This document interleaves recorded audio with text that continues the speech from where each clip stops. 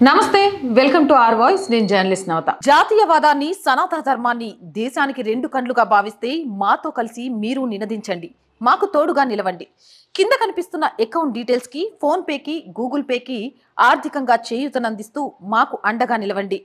ఆర్థికంగా మీ చేయూత మాకెంతో అవసరం నలుగురు ముస్లిం విద్యార్థులు కలిస్తే ఏం జరుగుతుందో తెలుసా ఇది నేను చెప్తోంది కాదు జర్మనీలో జరిగిన ఒక ఉదాంతం చెప్తుంది నలుగురు ముస్లిం విద్యార్థులు కలిస్తే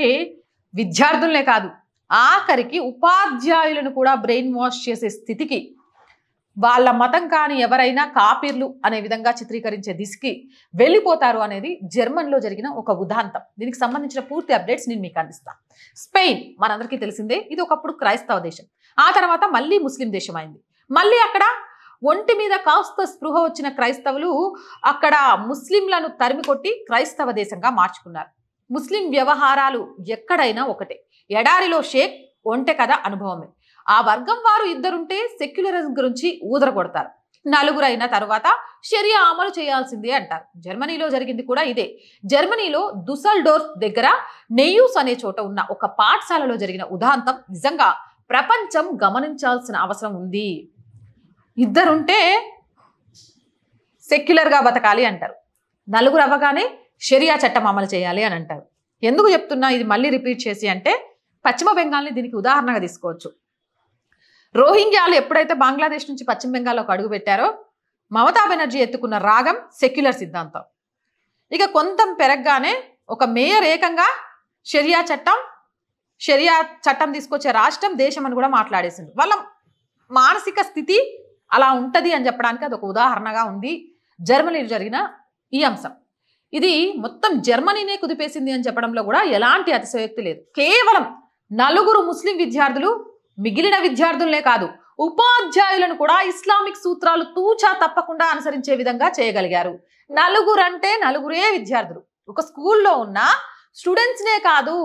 టీచర్లను కూడా ఇస్లామిక్ సూత్రాలను తూచా తప్పకుండా అనుసరించేలా చేయగలిగారు ఆ నలుగురిని వ్యతిరేకిస్తే ఎలాంటి పరిణామాలు ఎదురవుతాయోనని మాత్రమే చాలా మంది తలొగ్గి ఆ నలుగురి మాటను కాదనలేకపోయారు కొందరు అమాయక విద్యార్థులు ఏకంగా మతమే మారిపోయారు అక్కడితో ఆగకుండా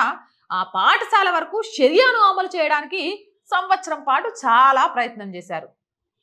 ఇది దరిద్రం స్కూల్లో షరియాను తీసుకొచ్చేసిండ్రు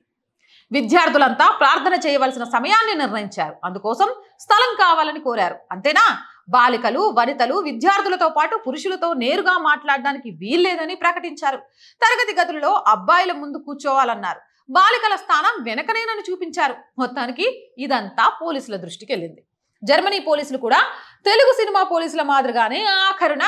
ఈలలేస్తూ వచ్చారు ఈ మతోన్మాదం మీద దర్యాప్తు ప్రారంభించారు నార్త్ వెస్ట్ ఫిలియా మంత్రి అక్కడి విద్యార్థులందరి తల్లిదండ్రుల్ని పిలిపించాడు దేశంలో జరుగుతున్న ఇస్లామీకరణ పట్ల కాస్త మెలకుగా ఉండాలని ఉపాధ్యాయులకు ఇతర యువతరానికి ఆయన పిలుపునిచ్చారు ఆదమరిచాము నలుగురు చేరారంటే నాశనం చేయడానికి సిద్ధమైపోతారు ఒక స్కూల్ని తమ కంట్రోల్లోకి తీసుకొని షరియా చట్టాలు అమ్మాయిలు వెనకే ఉండాలి అబ్బాయిలే ముందుండాలి అమ్మాయిలు మూసుకొని ఉండాలి అమ్మాయిలు మాట్లాడొద్దు ఏందిది ఆడపిల్ల ఒక శక్తి ఏ మగాడికి సాధ్యం కాదు ఈ సృష్టిని ముందుకు నడిపించగలిగేది ఒక ఆడపిల్ల ఒకటిని రెండుగా చేయగలిగేది మీ వంశాన్ని నిలబెట్టగలిగేది అసలు నువ్వు మొగాడివి అని ప్రూవ్ చేయగలిగేది అలాంటి ఆడపిల్లలు ఇంకా వెనక ఉండాలనే చట్టాలు అలాంటి ఆడపిల్లల్ని ఆ ఆట బొమ్మగా వాడుకునే చట్టాలు పడకటింటి సుఖాలకు ఇయడానికి మాత్రమే పనికొస్తారు చదువుకోకూడదు అనుకునే చట్టాలు వంటగదిలో ఉండాలి మేము త్రిపుల్ తలాక్ అని చెప్పగానే మా జీవితాల్లో నుంచి వెళ్ళిపోయి మళ్ళీ ఇంకొక వాళ్ళ అక్కనో చెల్లెనో మా జీవితంలోకి స్వాగతించాలి అనే చట్టాలు ఎంతమందిని చేసుకున్న ఆడపిల్లలు మా కింద బానిసలే అనే చట్టాలు స్కూల్ పిల్లల మెదళ్లలో చొచ్చించి టీచర్లు కూడా ఏమి చేయలేని స్థితికి తీసుకొస్తున్నారు ఇది జర్మనీది కాదు ఈరోజు ప్రపంచంలో చాలా దేశాలు ఆఖరికి భారతదేశంలో కూడా జరగబోతున్న పెద్ద ప్రమాదం నిలువరించాలి అనంటే ఆ విద్యార్థులు ఉపాధ్యాయులే ఏకమవ్వాలి నలుగురు కలిస్తే మత ఛాందసవాదాన్ని సృష్టించగలుగుతున్నప్పుడు 60 మంది ఉన్న హిందువులు నలుగురిని ఎందుకు తరిమి కొట్టలేకపోతున్నారు ఆలోచించండి తప్పు ఎక్కడ జరుగుతుందో తెలుస్తోంది ధర్మబద్ధంగా ఉన్న హిందూ ధర్మాన్ని కాలరాయాలి అని చూస్తే మతం గెలుస్తుందా మత విశ్వాసాలు ఎక్కువనా ధర్మం ఎక్కువనా ధర్మో రక్షితి రక్షిత, దాన్ని నువ్వు రక్షించుకుంటూ కావలిగా ఉన్నంత కాలమే నిన్ను రక్షిస్తుంది. లేదంటే కేరళలో చూసినాం, ప్రకృతి విలయ తాండవంతో తొక్క తీస్తుంది. సో అప్రమత్తంగా ఉండండి. మీ పిల్లల విషయంలో చాలా కేర్గా ఉండండి. ఏం జరుగుతుంది ఏంటి అనేది చూడండి. లేకపోతే ఇగో ఇలా పోలీసుల ఎంట్రీ తోటి లాస్ట్ సీన్లో బయటకు వచ్చిన వాళ్ళ మెదడులో చొచ్చుకుపోయిన ఛాందసవాదం నుంచి వాళ్ళని బయటపడేయాలంటే చాలా టైం పడుతుంది. కొన్నిసార్లు అది సాధ్యం కూడా కాకపోవచ్చు.